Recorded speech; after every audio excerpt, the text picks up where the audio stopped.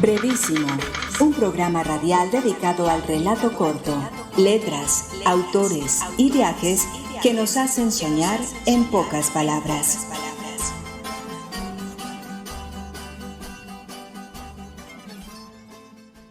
Hola, bienvenidos nuevamente a Brevísimo, un programa dedicado a las formas breves de la literatura.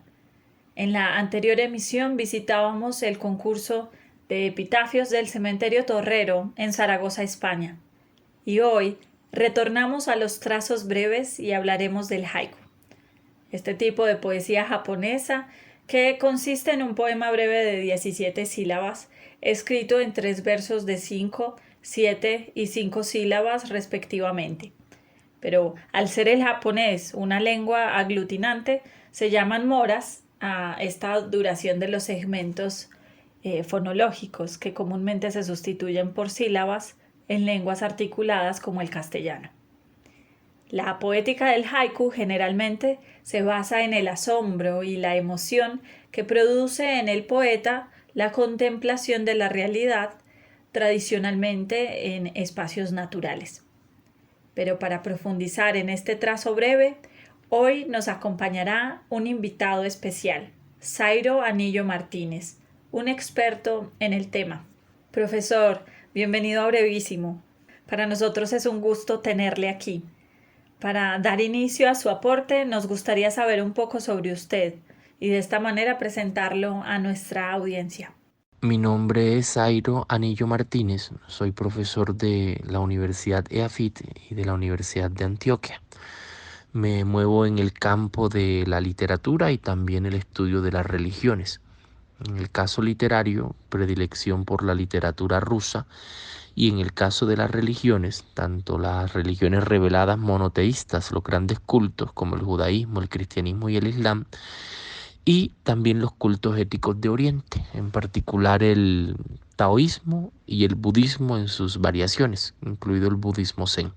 Soy licenciado en lengua castellana de la Universidad de Córdoba, magíster en literatura colombiana de la Universidad de Antioquia y actualmente curso un doctorado en humanidades con la Universidad EAFIT con una tesis en resección de la inteligencia rusa en América Latina. Zairo, háblenos por favor acerca de la historia del haiku. Pensar en el origen o historia del haiku representa un problema para la manera como concebimos la historia en tanto disciplina en Occidente. Esto se debe a que mientras para nosotros, los occidentales, por llamarnos de algún modo en este paradigma, la historia se concibe como un relato más o menos ordenado de sucesos que por lo general tienden a justificar un devenir, para los orientales la historia, sobre todo de estas temáticas que tienen mucho de mito y leyenda, es más que todo vista como las ondas que genera la caída de una piedra en un estanque, son desplazamientos en múltiples direcciones, incluso con manifestaciones imperceptibles y resonancias que no son siempre ordenadas del todo. Por tanto, si nos fijamos en la naturaleza de esta poética de la brevedad y la contemplación, podemos hallar sus orígenes en la formación de los cánones budista y taoísta. Aunque el Tao sea de China y el budismo sea en principio hindú, sabemos los contactos entre estos dos cultos éticos y la manera como llegaron al Japón y también pues terminaron formando el Zen. Tanto el canon taoísta como el budista dan cuenta de una escritura epigramática, sentenciosa, aforística, que intenta concentrar en pocas palabras sentidos profundos. Sin embargo, hay una notoria diferencia entre estos orígenes de la sensibilidad oriental y lo que el haiku llegaría a ser luego como forma poética específica. A partir de aquí, pervivirá a través de otras expresiones poéticas como el tanka, la catauta, el mondo, que son formas mayores en extensión de las que se derivó el haiku como fragmento sustraído. El hecho es que esta forma se mantiene a través de distintos siglos, integrada a estas formas poéticas mayores en extensión y en sentido, en cuanto a que intentan representar pues, realidades más complejas aparentemente. Hasta que en el siglo XVII el famoso poeta Matsuo Basho compone poemas llamados Haiki Renga, de los cuales comienza a pulir una parte específica a la que él llama oku. Posteriormente lo llamarán haiku en el siglo XVIII aproximadamente. Si bien Basho es considerado el máximo cultor de esta forma poética, no es el único, pero es a él a quien se le atribuye su renovación y perfeccionamiento. A partir del siglo XVII el haiku, podríamos decir, se independiza y adquiere matices del zen incluso más fuertes que en las épocas de antes de nuestra era. En la actualidad se sigue cultivando, aunque ya más que todo como un exotismo. Algo hay que tener en cuenta y es que al ser una forma poética tan ligada a un sistema de pensamiento, cualquier haiku en lengua distinta a la original quizá no sea más que una versión. De todos modos, esto pasa con todos los géneros traducidos. Pero en el caso de la poesía, sabes que lo sintético y lo musical juegan un papel algo más incidente. Cuando se traduce una novela, se hace una traducción de corte semántico, en la traductología se concibe como traducción de corte semántico, y es tratar de rastrear estos sentidos y traerlos a la narración, que está compuesta más que todo por conceptos y secuencias, descripciones y demás. Pero en el caso de la poesía es diferente. Sabes que hay algunos elementos de tono, de musicalidad, que no son fácilmente traducibles de una lengua a otra. Entonces el haiku tiene en principio un origen casi que religioso en el marco del taoísmo y el budismo, por esa capacidad sintética a la que aspiran estas religiones en cuanto al lenguaje. Pervivirá a través de distintas formas hasta que en el 17 es Basho quien lo da a conocer al mundo. Poema haiku de Kobayashi Hisa. Silencio. Una hoja se hunde en el agua clara.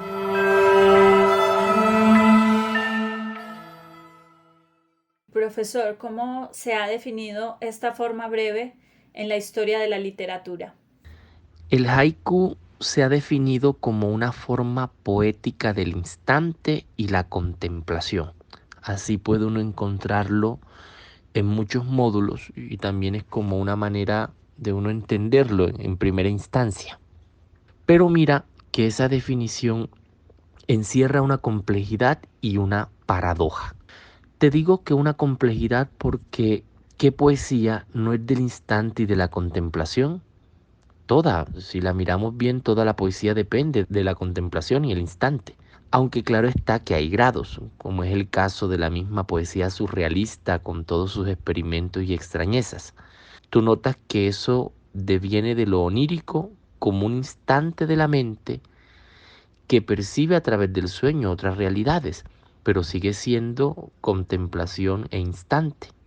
Incluso la poesía contemporánea en términos pues cronológicos, la de hoy, procede de esos mecanismos, de esas formas expresivas, de esa percepción. Y también te digo que es una paradoja porque si bien al haiku se le atribuye lo de instante y contemplación por su brevedad y por la suspensión en la que deja al lector, la realidad que abre el haiku no es nada breve ni superficial.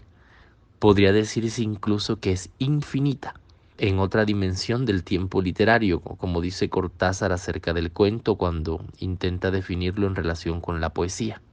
Así que pienso que toda poesía depende de estos dos elementos con los que se intenta definir al haiku, lo contemplativo y lo instantáneo. Solo que el haiku se diferencia por hacer de la forma una espiritualidad. ¿Qué quiere decir esto? Hay poesía espiritual como la mística medieval, incluso como la misma mística renacentista de San Juan de la Cruz, por poner un ejemplo. Pero en este último, en San Juan, tú notas que la espiritualidad viene envuelta en conceptos, en juegos dialécticos, eso sí, muy buenos. Para muchos es considerado el mejor poeta español, a quienes les gustan esas clasificaciones. En una parte, San Juan nos dice en uno de sus poemas más famosos: entréme donde no supe y quedéme no sabiendo, toda ciencia trascendiendo. Puede ser visto esto como un retruécano, eso sí, con mucho sentido, místico en el fondo, intelectivo también, pero es un juego de palabras, de conceptos bastante persuasivo. Sin embargo, tú notas que en el haiku la forma misma es expresión. Hay algo en el haiku que hace que lo que se usa para decir también diga algo en su propia forma. Te pongo un ejemplo. Hay un haiku maravilloso de Basho que lo utiliza Byung-Chul Han en el libro de la filosofía del budismo zen. Dice que nadie va por este camino en la tarde de otoño del día de hoy. Te das cuenta que Basho prescinde de lo trascendental y te ubica en un tiempo y un espacio que es convencional, hoy y otoño. Pero nadie va por ahí, te dice. Y el poeta ve y te hace ver que nadie va. Es como una fotografía instantánea sobre el vacío y que te hace mucho más consciente de esa realidad que hemos automatizado por la rutina de los días. De ese modo, desde esa perspectiva, el haiku contempla el instante de un modo más específico y tendiente a lo espiritual. Así podría definirlo. Poema haiku de Kobayashi Hisa. La noche es larga. El sonido del agua dice lo que pienso.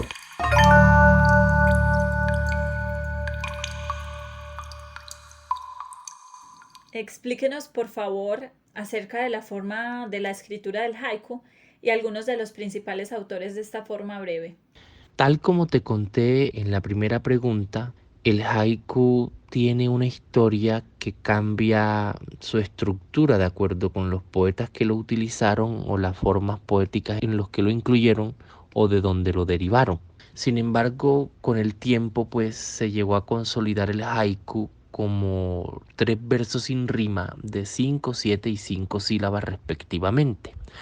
Aunque hay variaciones en algunas escuelas que modifican estas rimas, y claro está que esto también se modifica cuando es llevado a otras lenguas. Tú puedes ver el caso específico de las traducciones hechas por Octavio Paz, que son algo mexicanizadas si se quiere.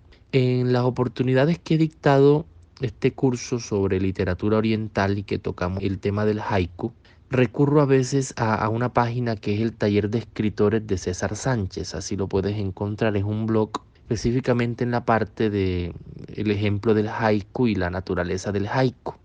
Te dice que es un género poético de origen japonés. Se escriben según la tradición en 3 versos sin rimas de 5, 7 y 5 sílabas, tal como te lo contaba al inicio. El autor dice que son o hacen referencia a escenas de la naturaleza o de la vida cotidiana y que hacen referencias también a los tiempos, a las épocas de otoño, de invierno, verano, primavera, pero en realidad esta alusión a los tiempos no es más que un pretexto para contarnos ciertas percepciones sobre esos tiempos más que los tiempos en sí.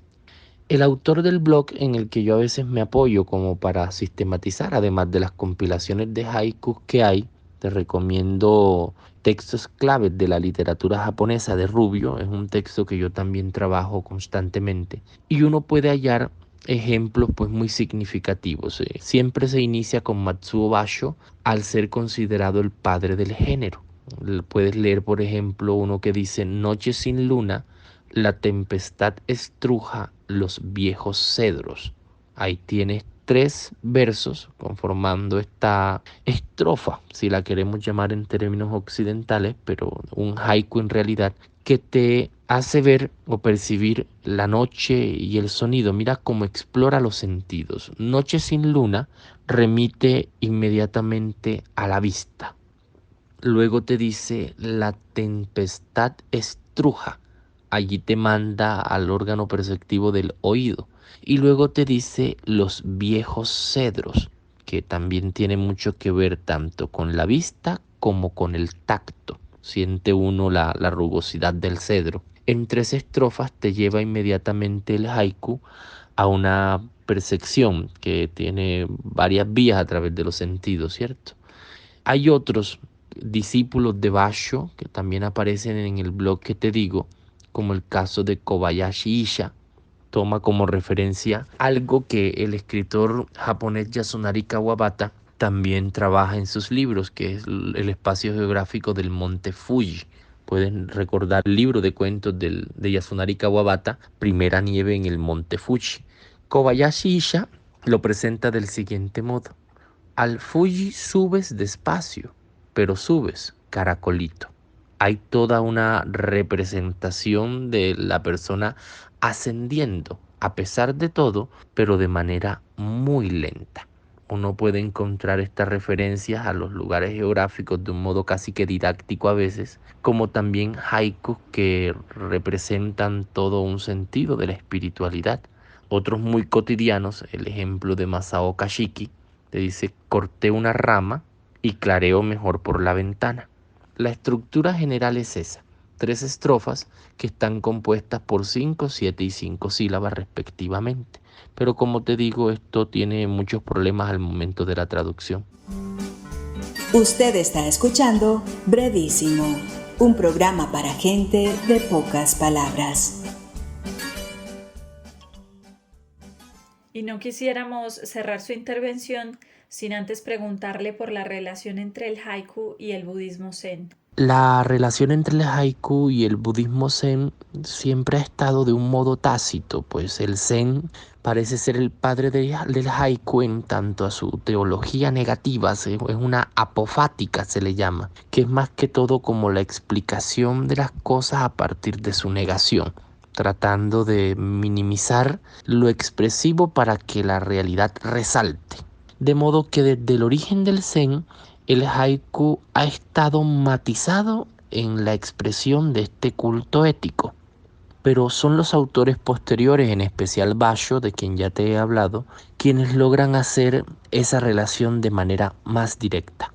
El zen niega el pensamiento conceptual y los conceptos en sí. No está de acuerdo con darle siempre una forma discursiva a esas realidades trascendentales. Recurre al lenguaje porque es el único medio con el que cuenta para darse a conocer de una manera más directa, para llamar la atención. Pero en las instancias últimas del Satori, que es la iluminación del Zen, los practicantes tienden a prescindir de las palabras.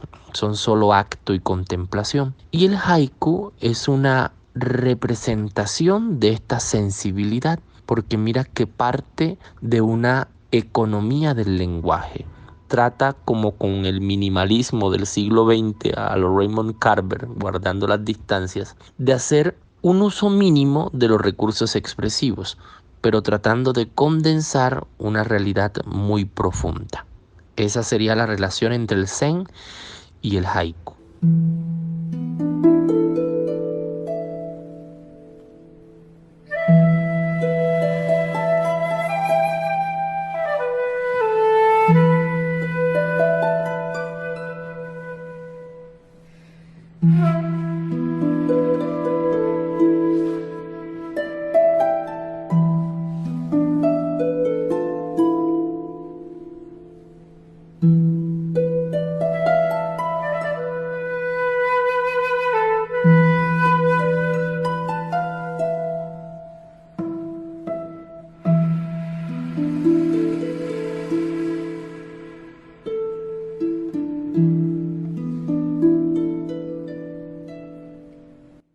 Acabamos de escuchar un fragmento de Haru Uoni, o Mar de Primavera, de Michio Miyagi, y continuaremos dando pinceladas por lo que será solo un bosquejo del haiku, para lo que doy la bienvenida a mis compañeros de mesa. Álvaro, háblanos por favor acerca de algunos de los autores clásicos de este trazo breve. No podríamos hablar del haiku, este tipo de poesía tan antigua, originaria del Japón, sin hacer referencia a algunos de sus autores clásicos, de estos exponentes tradicionales que han sido los máximos artífices en llevar este género al estado más sublime, así como a la misma cultura que los arraiga.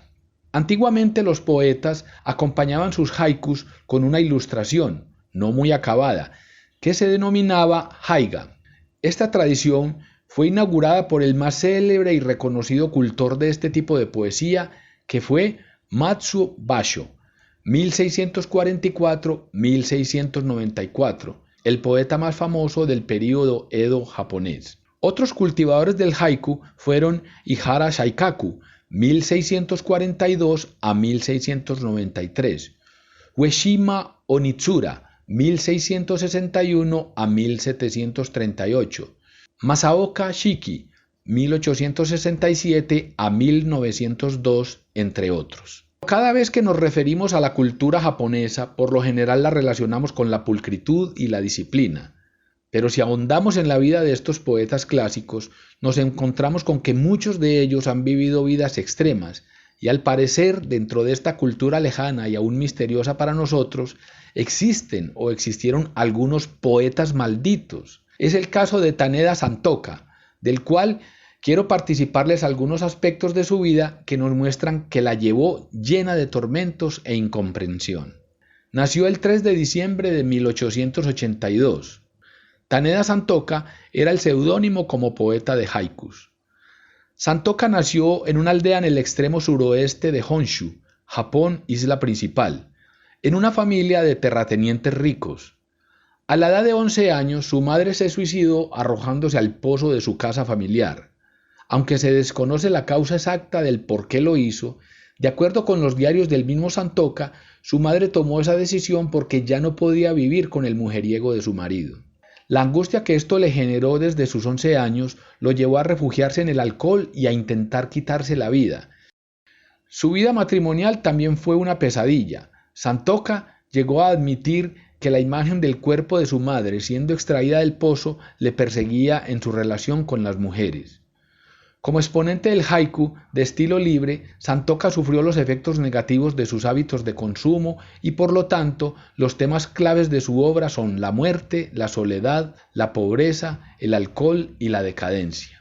En estos últimos años de su vida se convirtió en monje itinerante y para sobrevivir iba de casa en casa para mendigar. La mendicidad o takahatsu es una práctica importante de los monjes en Japón, pero teniendo en cuenta que Santoka no era miembro de ningún monasterio, mientras iba de camino pidiendo limosna, la gente lo miraba con desdén y en algunas ocasiones incluso era interrogado por la policía. El 10 de octubre de 1940, a los 57 años de edad, Taneda Santoka murió mientras dormía. Había publicado 7 libros de poemas y numerosas ediciones. Uno de sus haikus más relevantes es el siguiente: mi cuenco de mendigar acepta hojas caídas. Pero el haiku también ha crecido entre nosotros. Se ha diseminado su cultivo en nuestro tiempo, lengua y territorio. Por eso Andrés y Mauricio nombrarán 2 autores exponentes latinoamericanos. Mi lengua es zurda, batea del lado de la verdad. Disfrazada de luz, la luna sueña con deslumbrar al sol.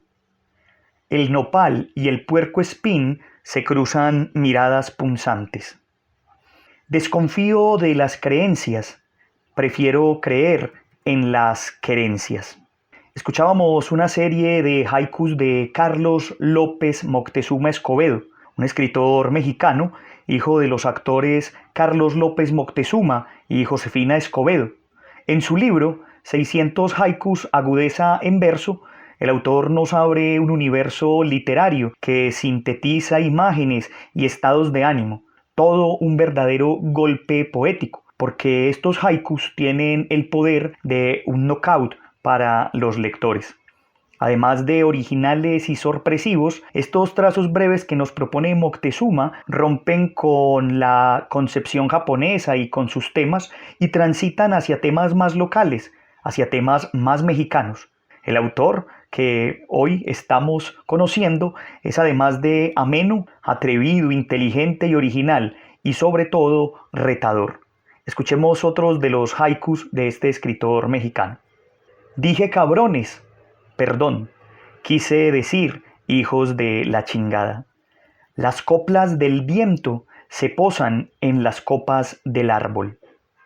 Algo importante retiene a mis muertos que no regresan. Las tristezas se curan con tequila, la mía es abstemia.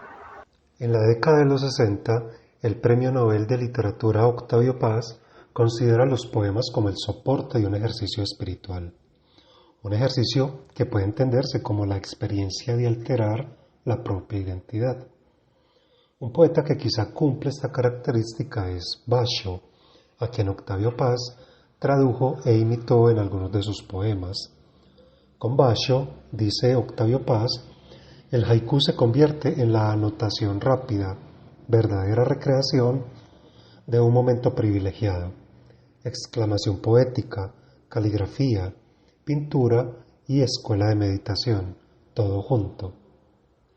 Discípulo del monje Bucho y él mismo medio ermitaño que alterna la poesía con la meditación, el haiku de Basho es ejercicio espiritual. Bien, dos características valora el Premio Nobel de la poética japonesa. Por un lado, la idea de la concentración, una característica que comparte con otras brevedades como el microcuento. La segunda es la idea de lo no terminado, de la imperfección. Dice Octavio Paz que un haiku dice con muy pocos elementos algo que tiene mucha intensidad. Esto me interesó, dice él, porque va en contra de la tradición latina, especialmente la española, que se complace en la ampliación. La poesía japonesa es una lección de economía. Leamos un haiku de Octavio Paz, donde aparece la inmovilidad y el estremecimiento, la reticencia, el inacabamiento y misterio, palabra y silencio, todas estas características claves de la estética del haiku. Este haiku se llama Prójimo Lejano y se encuentra en el libro El día en Udaipur. Anoche un fresno, a punto de decirme algo, cayóse. Caída libre, del autor John D. Sierra. Cuando el hombre cayó, salieron volando 3 aves, 2 palomas y otra ave más pequeña, que también parecía una paloma. Cuando el hombre cayó, 2 niños jugaban con un balón en el parque cercano. Uno pateaba y el otro hacía de arquero. Cuando el hombre cayó, pasaba un avión muy alto. Seguro se trataba de un vuelo internacional. En el avión, una señora se dirigía al baño y el piloto se rascaba la nariz. Cuando el hombre cayó, todavía quedaba en el aire el olor a naranjas podridas que dejan los camiones recolectores de basura. El camión ya no se veía en la calle. Cuando el hombre cayó, no había nadie en una ventana o en un balcón vecino.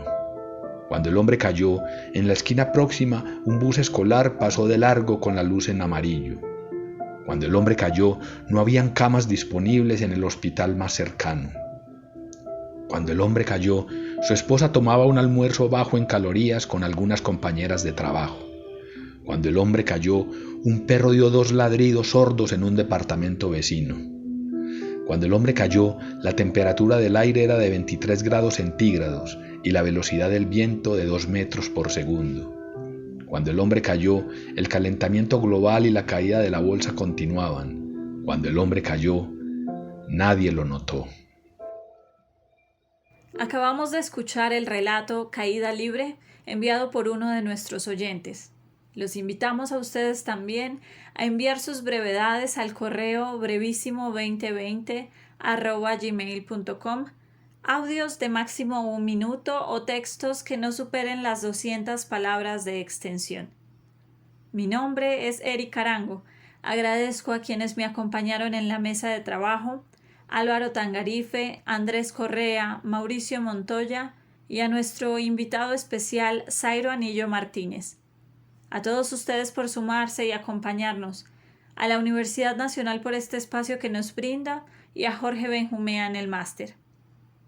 Los textos ambientados que escuchamos en este programa han sido narrados y producidos por Edwin Solórzano desde su estudio de voces Alas, Volamos tu Imaginación.